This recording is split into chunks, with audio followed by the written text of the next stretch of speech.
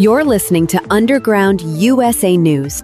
Saturday, August 30th, 2025, President Donald Trump has utilized a seldom-used pocket rescission to cancel $4.9 billion in congressionally approved foreign aid, a move not seen since 1977, prompting both support and criticism. The decision, enabled by a recent D.C. Circuit Court ruling lifting an injunction, targets funds for USAID, the State Department's Democracy Fund, and international peacekeeping efforts, with the administration citing examples of wasteful spending, such as $24.6 million for climate resilience in Honduras. While the White House defends the action as a lawful exercise of executive authority to prioritize America First policies, critics, including some Republicans like Senator Susan Collins, argue it undermines Congress's constitutional power of the purse, potentially complicating bipartisan efforts to avoid a government shutdown by September 30. President Trump's Opportunity Zones 2.0, an evolution of the 2017 Tax Cuts and Jobs Act initiative, aims to revitalize economically distressed areas by offering tax incentives to investors, building on the first-term success of attracting $75 billion in private investment and creating over 500,000 jobs.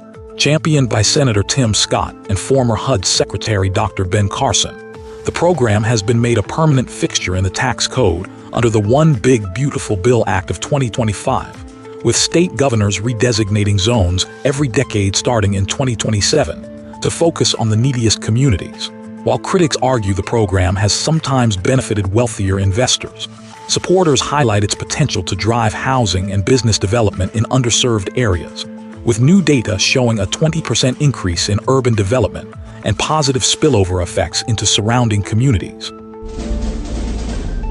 The Department of Housing and Urban Development, under Secretary Scott Turner, has launched a nationwide initiative requiring public housing authorities to conduct 30-day audits to verify residents' legal status, ensuring that only American citizens and eligible immigrants benefit from federal housing assistance.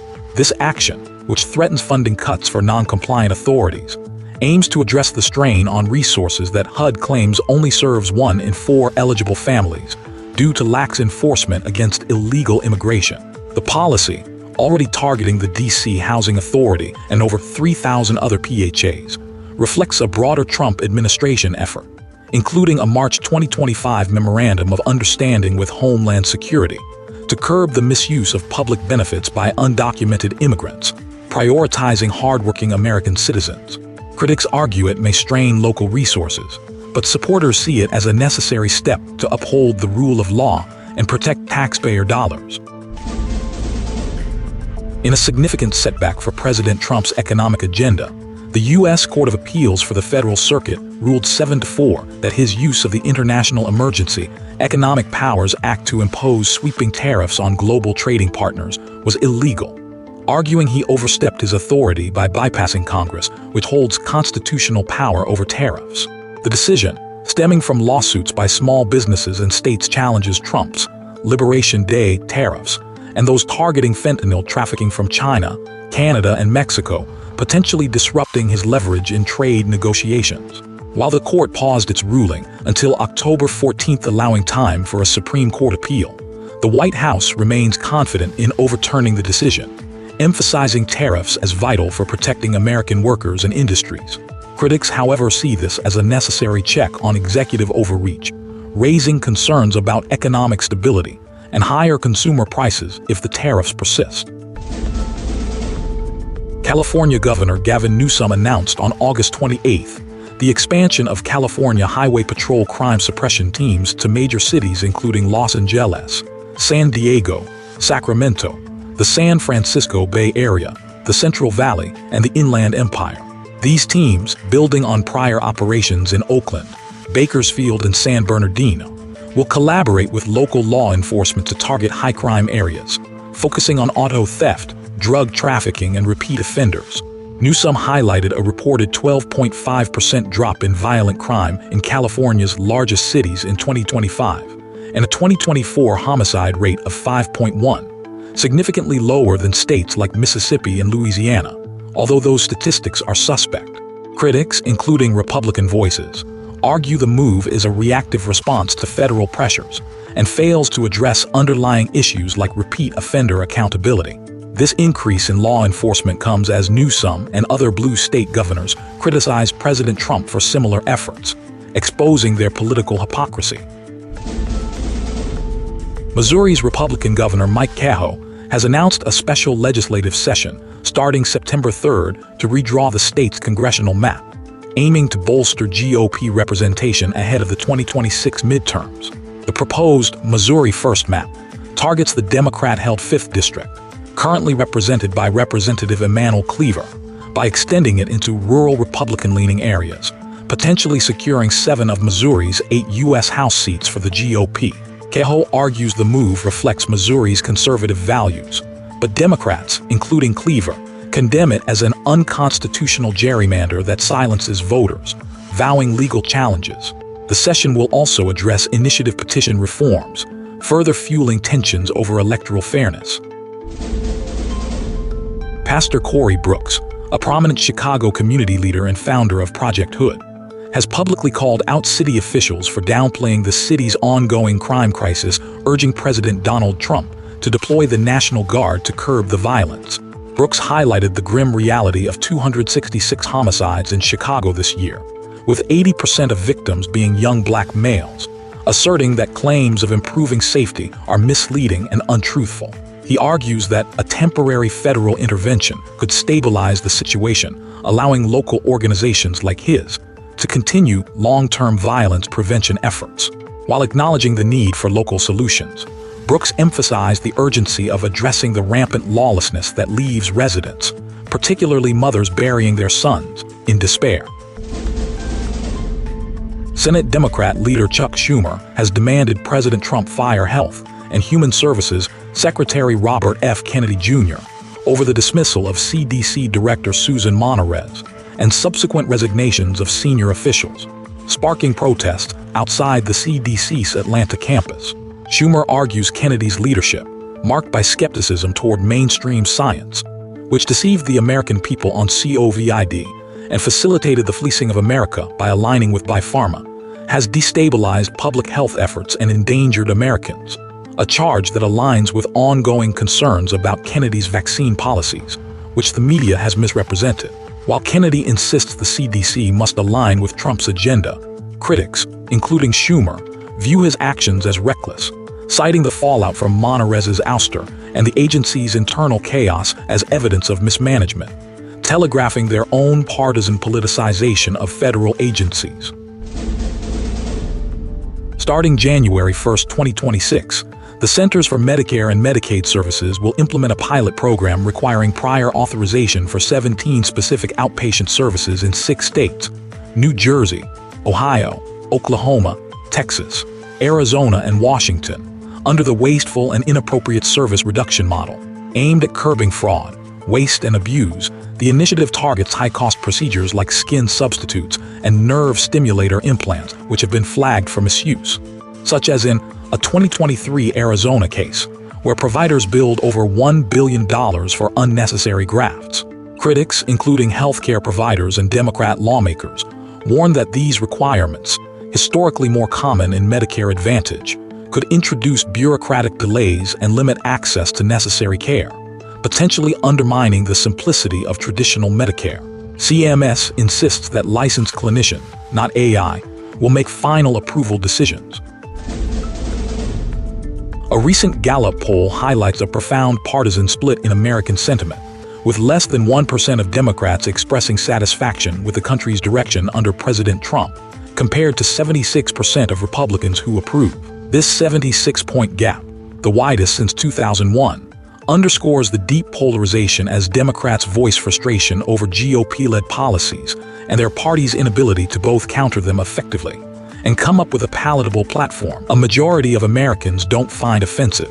The survey, conducted from August 1st through the 20th, also shows 25% of independents are satisfied, while Trump's overall job approval stands at 40%, reflecting a sharply divided electorate as the 2026 midterms approach.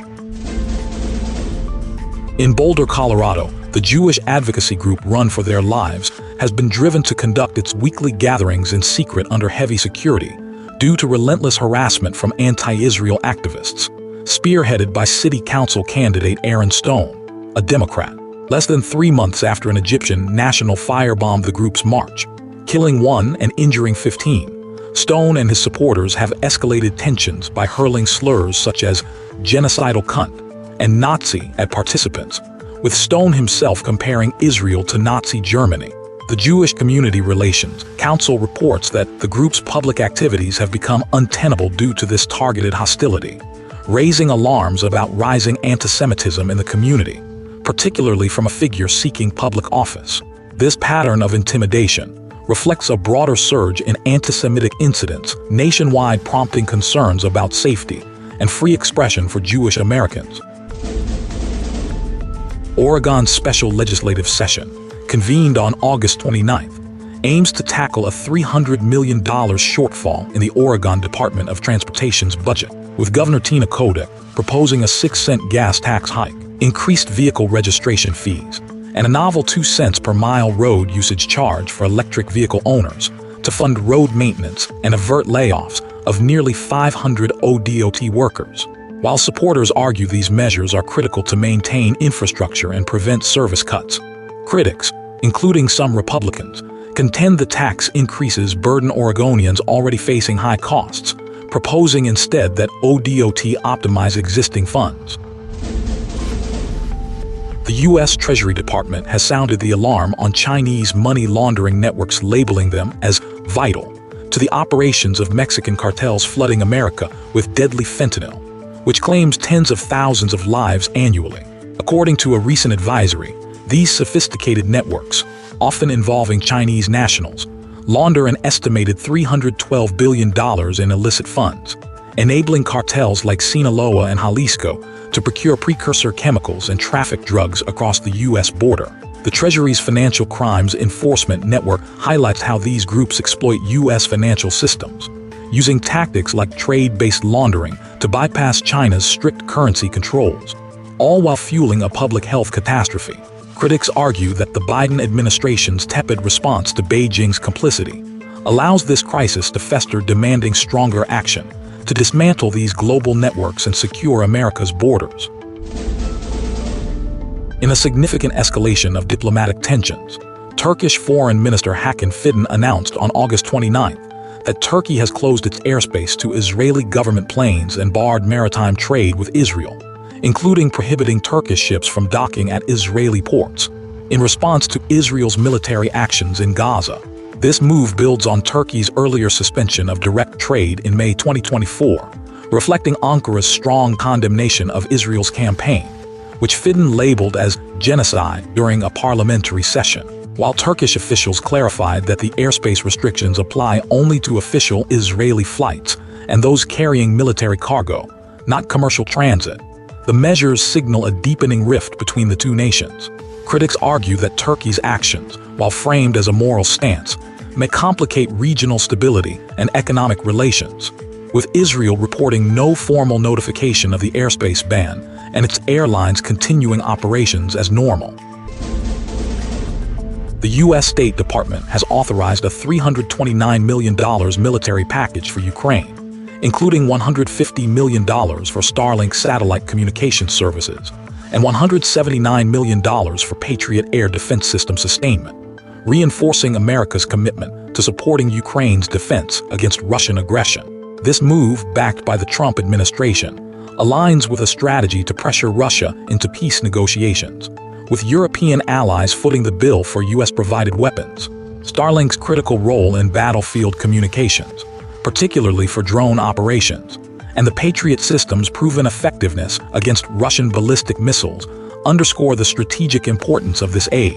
While this strengthens Ukraine's resilience, it raises questions about the long-term costs and entanglements of U.S. involvement in foreign conflicts, a concern for those prioritizing America's domestic needs. An Israeli airstrike on Thursday killed Ahmed al-Rahawi, the prime minister of Yemen's Houthi-controlled government, along with several ministers in the capital, Sana'a, as confirmed by the Houthi Supreme Political Council. The strike, which targeted senior Houthi officials during a government workshop, underscores Israel's unwavering commitment to neutralizing threats from the Iran-aligned group, which has repeatedly launched missiles and drones at Israel and disrupted Red Sea shipping in solidarity with Hamas. Israeli officials, including Defense Minister Israel Katz, emphasized the precision of the operation, which also aimed at the Houthi defense minister and chief of staff, signaling a broader strategy to dismantle the group's leadership. This action reflects a firm stance against Iran's destabilizing influence in the Middle East, as the Houthis' attacks have persisted despite prior ceasefires, prompting justified retaliatory measures to protect regional stability. In a series of critical missteps during the chaotic final days of the U.S. withdrawal from Afghanistan in August 2021, top American military leaders, including General Frank McKenzie and Rear Admiral Peter Vasley, turned down viable last-minute proposals that could have prevented the Taliban from swiftly seizing Kabul and ensured a more orderly evacuation, ultimately contributing to the tragic loss of 13 American service members and over 170 Afghan civilians in a subsequent ISIS-K bombing at the city's airport. McKenzie, then commander of U.S. Central Command, rejected an offer from Taliban leader Mullah Abdul Ghani Baradar during a Doha meeting to allow U.S. forces to assume security responsibility for the capital in exchange for a non-aggression pact, citing insufficient troop levels and the belief that events had already overtaken such plans despite extensive prior analysis, indicating a reinforced division could hold the city. Similarly, Vasley dismissed an urgent plea from Afghan generals, including Brigadier General Hamdallah Al-Azai, to impose martial law and leverage arriving U.S. reinforcements to defend Kabul against the encroaching Taliban, reportedly deeming the idea unfeasible amid the Afghan government's collapse and directing the commanders instead to evacuate to the airport. These decisions, rooted in the broader constraints of President Biden's rigid August 31st withdrawal timeline and a failure to anticipate the Afghan forces' rapid disintegration, left the U.S. reliant on Taliban goodwill for perimeter security at Hamid Karzai International Airport, exacerbating the disorder that defined the end of America's longest war, and underscoring a conservative perspective on the perils of hasty retreats, without robust contingency planning to safeguard allies and national interests. President Trump has authorized the deployment of 8 U.S. Navy warships, including 3 guided missile destroyers, an amphibious assault ship, and a littoral combat ship to the Caribbean and Pacific waters near Venezuela in a bold counter-narcotics operation targeting the Cartel de los Soles, allegedly led by Venezuelan President Nicolás Maduro. The mission, which involves 4,500 personnel, aims to curb the flow of fentanyl and other drugs into the U.S., with the administration doubling the bounty on Maduro to $50 million. Critics, including Venezuelan officials, denounced the move as political theater or potential precursor to regime change.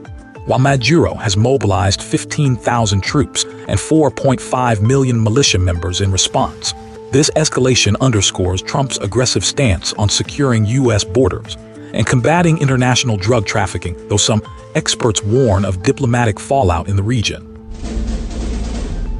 Thailand's Constitutional Court dismissed Prime Minister Paetongtarn Shinawatra on August 29th for an ethics violation stemming from a leaked June phone call with Cambodia's former leader Hun Sen, marking another blow to the influential Shinawatra family's political dynasty.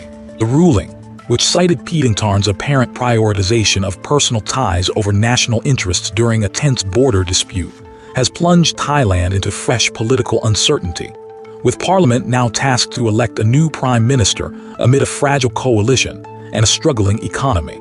This decision, the latest in a series of judicial interventions against Shinawatra-linked leaders, underscores the ongoing power struggle between Thailand's populist factions and its conservative military royalist establishment, raising concerns about potential deadlock and public unrest as deal-making intensifies to fill the leadership void. You're listening to Underground USA News.